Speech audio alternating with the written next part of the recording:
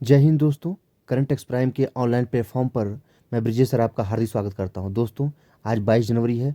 22 जनवरी को जितने भी exam oriented most important question है आपके सामने लेकर के आया हूं।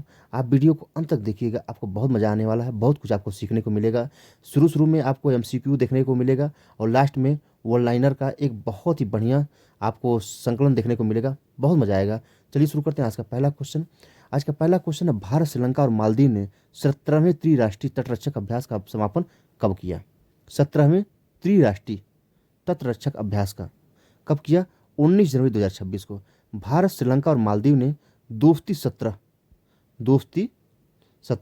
तटरक्षक अभ्यास को 19 जनवरी 2026 को पूरा किया, जो क्षेत्रीय समुद्री सहयोग को मजबूत बनाता है। जो किसको मजबूत बनाता है? क्षेत्रीय सहयोग, समुद्री सहयोग को मजबूत बनाता है। अगला क्वेश्चन देख लेते हैं। किस देश ने रिस्पॉन्सिबल नेशंस इंडेक्स 2026 में शीर्ष स्थान हासिल किया? किस देश ने रिस्पॉन्सिबल नेशंस इंडेक्स 2026 में टॉप पर रहा? सिंगापुर। भारत का स्थान 16वां। अगला देख लेते हैं इसका डिटेल। यह वर्ल्ड इंटेलेक्चुअल फाउंडेशन किसके द्वारा? वर्ल्ड इंटेलेक्चुअल फाउंडेशन द्वारा जारी किया जाता है। इसमें जवाहरलाल नेहरू यूनिवर्सिटी यानी JNU, IIM Mumbai, doctor Ambedkar international centre जैसी संस्थाएं का भी सहयोग लिया जाता है। यह एक वैश्विक सूचकांक है। क्या है? वैश्विक सूचकांक है जिसे भारत स्थित वर्ल्ड इंटेलेक्चुअल फाउंडेशन ने विकसित और जारी किया, ताकि देशों को उनकी शासन व्यवस्था, क्या किया? उनकी शासन व्यवस्था, पर्यावरण, सामाजिक और वैश्विक जिम्मेदारियों के आधार पर परखा जा सके। अगला देख लेते हैं। भारत और यूएई ने अपनी कम्प्रिहेंसिव स्ट्रेटेजिक पार्टनरशिप को आगे बढ़ाने पर सहमति जताई है। यह समझौता मुख्यतः किस क्षेत्र में है? किस क्षेत्र में है? आप कहेंगे रक्षा और सुरक्षा। भारत और यूएई ने रक्षा और सुरक्षा सहयोग को आगे बढ़ाने पर सहमति जताई है। किसके? रक्षा और सुरक्षा सहयोग को आगे बढ़ाने पर सहमति जताई है और स्ट्रेटेजिक डिफेंस पार्टनरशिप के लिए लेटर ऑफ इंटेंट, क्या? लेटर ऑफ इंटेंट पर काम करने पर सहमति दी। अगला देख लेते हैं। साइबर टेक ग्लोबल 2026 का सम्मेलन कहाँ आयोजित किया जा रहा है? आप कहेंगे इजराइल। इजराइल के तेल अवीव में साइबर टेक ग्लोबल 2026 का सम्मेलन होगा, जिसमें उत्तर प्रदेश की साइबर सुरक्षा क्षमताएं प्रदर्शित की जाएंगी। अगला देख लेते हैं। साइबर टेक ग्लोबल 2026 का आयोजन 26 से 28 जनवरी 2026 तक होगा। यह एक अंतर्राष्ट्रीय साइबर सुरक्षा सम्मेलन है। इसका आयोजन स्थल आपको बताया है तेल अवीव, इजराइल। इसमें दुनिया भर के साइबर सुरक्षा विशेषज्ञ, टेक कंपनियां और सरकारी प्रतिनिधि भाग लेते हैं। कौन कौन भाग लेते हैं? टेक कंपनियां, सुरक्षा विशेषज्ञ और सरकारी प्रतिनिधि भाग लेते हैं। इसका उद्देश्य साइबर सुरक्षा, डिजिटल सेफ्टी और नई टेक्नोलॉजी पर सहयोग बढ़ाना है। साइबर टेक ग्लोबल का पहला आयोजन 2014 में इजराइल में शुरू हुआ था। कहाँ हुआ था? 2014 में इजराइल में। आगे देख लेते हैं। 21 जनवरी 2026 को बीजेपी के नए राष्ट्रीय अध्यक्ष कौन चुने गए हैं? नितिन नवीन। अगला देख लेते हैं। यूएई के साथ साझेदारी में भारत किस संरचना को स्थापित करने पर सहमत है? यूएई के साथ साझेदारी में भारत किस संरचना को स्थापित करने में सहमत है? हाउस ऑफ इंडिया, भारत घर। अगला क्वेश्चन देख लेते हैं। 2026 में गणतंत्र दिवस पर भारत के मुख्य अतिथि कौन होंगे? इमैनुअल मैक्रो, फ्रांस के राष्ट्रपति जो हैं, भारत के गणतंत्र दिवस परेड पर मुख्य अतिथि होंगे। अगला देख लेते हैं। भारत ने हाल ही में किस देश के साथ ग्रीन हाइड्रोजन सहयोग समझौता किया? किस देश के साथ ग्रीन हाइड्रोजन सहयोग समझौता किया है? जर्मनी, रूस, नेपाल, श्रीलंका। जर्मनी है। भारत और जर्मनी ने स्वच्छ ऊर्जा ग्रीन हाइड्रोजन मिशन को लेकर एक रणनीतिक समझौता किया है। अगला क्वेश्चन देख लेते हैं। राष्ट्रीय मतदाता दिवस हर वर्ष कब मनाया जाता है? 25 जनवरी को। क्यों? क्योंकि 25 जनवरी 1950 को इलेक्शन कमीशन ऑफ इंडिया की स्थापना हुई थी। अगला देख लेते हैं। भारत का पहला डिजिटल विश्वविद्यालय किस राज्य में स्थापित किया जा रहा है? उत्तर प्रदेश में। बजट 2025 जो उत्तर प्रदेश सरकार द्वारा पेश किया गया था, उसमें भारत का पहला डिजिटल विश्वविद्यालय स्थापित करने की घोषणा हुई। अगला देख लेते हैं। हाल ही में लॉन्च किया गया एक्सपोसैट मिशन किससे संबंधित है? एक्सपोसैट मिशन किससे संबंधित है? एक्सरे खगोल विज्ञान से। एक्सरे खगोल विज्ञान से। अगला देख लेते हैं।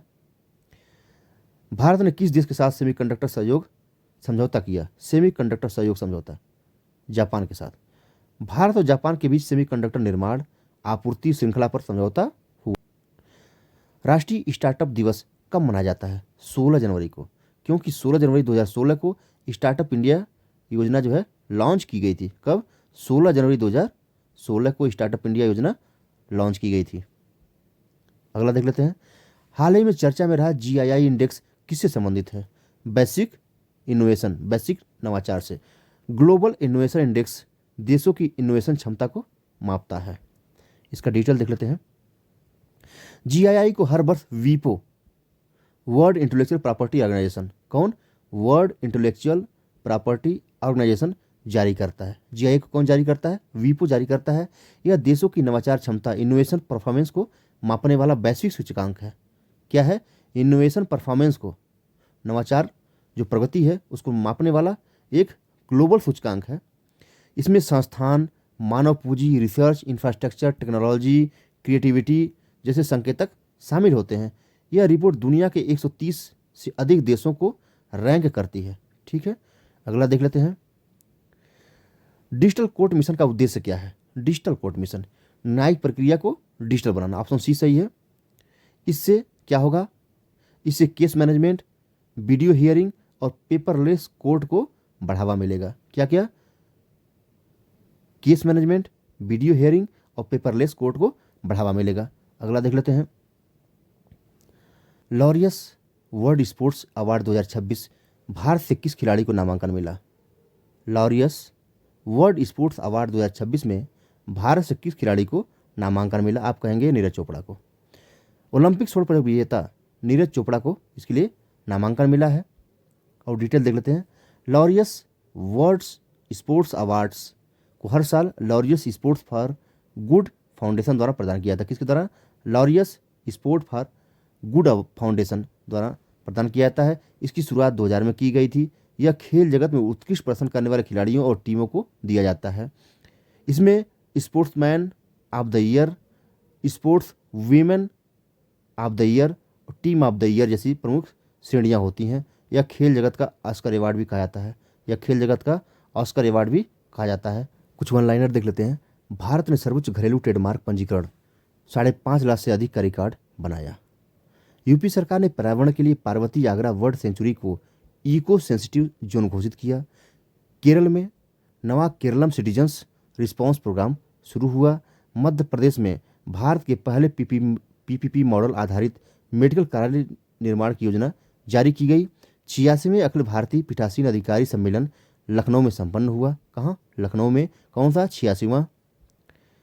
53वें नई दिल्ली विश्व पुस्तक मेला 18 जनवरी को सफलतापूर्वक संपन्न हुआ। 19वां जयपुर लिटरेचर फेस्टिवल 2026 का आयोजन हुआ। BWF India open 2026 badminton tournament कब से कब तक? 13 से 18 जनवरी को दिल्ली में संपन्न हुआ। दुनिया भर में world economic forum annual meeting 2026 Davos में 19 से 23 जनवरी तक आयोजित होगी। जर्मनी ने भारतीय पासपोर्ट धारकों के लिए वीजा फ्री ट्रांजिट की अनुमति दी। अगला देख लेते हैं।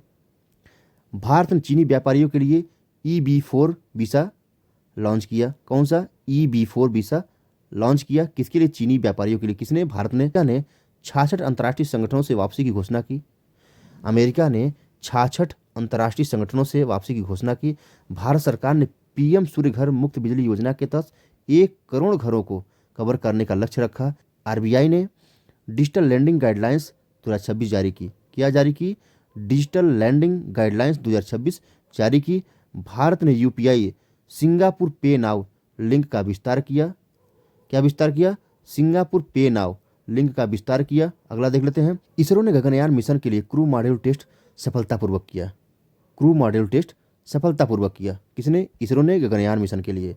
DRDO ने स्वदेशी हाइपरसोनिक टेक्नोलॉजी डेमोस्ट्रेटर का सफल परीक्षण किया। भारत का पहला सेमीकंडक्टर प्लांट गुजरात में स्थापित किया जा रहा है।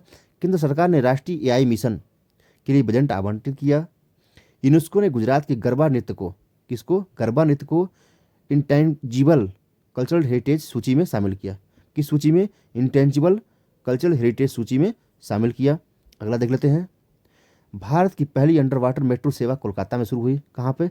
अंडर वाटर मेट्रो कोलकाता में। सुप्रीम कोर्ट ने इलेक्ट्रोल बॉन्ड योजना को असंवैधानिक घोषित कर दिया है। भारत ने चंद्रयान 3 के डेटा को ओपन एक्सेस के लिए जारी किया। विश्व आर्थिक मंच 2026 का थीम रहा रीबिल्डिंग ट्रस्ट। क्या रहा? Rebuilding trust. WHO ने भारत को ट्रैकोमा मुक्त देश घोषित किया। WHO ने भारत को ट्रैकोमा मुक्त देश घोषित किया।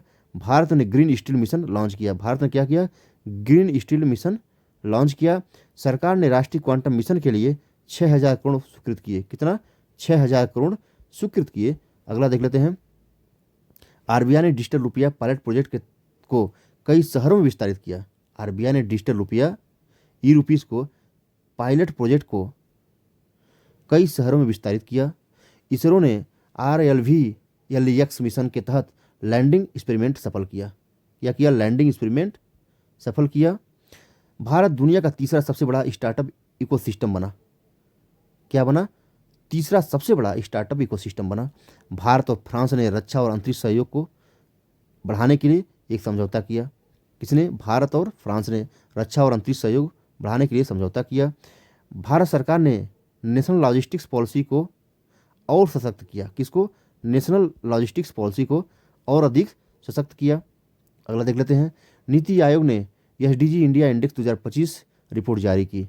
नीति आयोग ने SDG इंडिया इंडेक्स 2025 की रिपोर्ट जारी की। भारत का पहला कार्बन ट्रेडिंग प्लेटफॉर्म लॉन्च हुआ। क्या लॉन्च हुआ? भारत का पहला कार्बन ट्रेडिंग प्लेटफॉर्म लॉन्च हुआ। केंद्र सरकार ने राष्ट्रीय ड्रोन नीति के तहत सब्सिडी की घोषणा की। क्या की? राष्ट्रीय ड्रोन नीति के तहत सब्सिडी देने की घोषणा की। भारत ने इंडो पैसिफिक क्षेत्र में समुद्री सहयोग को मजबूत किया। RBI ने CBDC central bank digital currency के लिए नई सुविधाएं जोड़ी। CBDC के लिए नई सुविधाएं जोड़ी। दोस्तों, अगर ये वीडियो अच्छी लगी हो तो मेरे चैनल को लाइक और सब्सक्राइब करें। धन्यवाद।